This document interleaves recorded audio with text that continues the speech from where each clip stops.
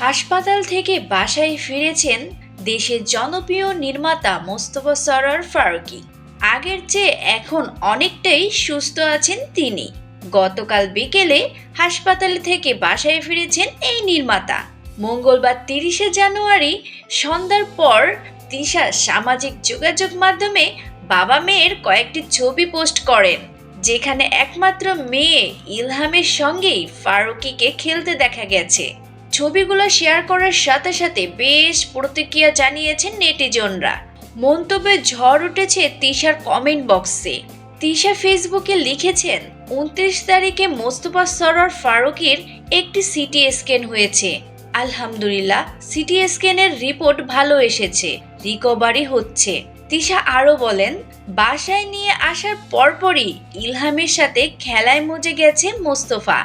অনেক দুর্বলতার মাঝেও সন্তানের প্রত্যেকটা খেলায় সায় দেওয়ার চেষ্টা করছেন সে। বাবা মেয়ের এই ভালোবাসার ছবি না তুলে আর থাকতে পারলাম না। আলহামদুলিল্লাহ, সবাই দোয়া করবেন। হাসপাতালের শুরু থেকে সর্বদা পাশেই ছিলেন তার স্ত্রী নুসরাত ইমরোজ তিশা। অসুস্থতার প্রথম খবরটি তিনি সামাজিক মাধ্যমে জানিয়েছেন। মোস্তফা সরোয়ার ফারুকী বেশ কিছু ভিন্নধর্মী ও দর্শকপ্রিয় মেগা ধারাবাহিক নাটক পরিচালনা করেছেন। এছাড়াও ব্যাচেলর চলচ্চিত্রটি পরিচালনার মাধ্যমে জনপ্রিয়তা অর্জন করেন। দীর্ঘ 25 বছর ধরে নির্মাণ কাজের সঙ্গে যুক্ত রয়েছেন এই খ্যাতিমান নির্মাতা।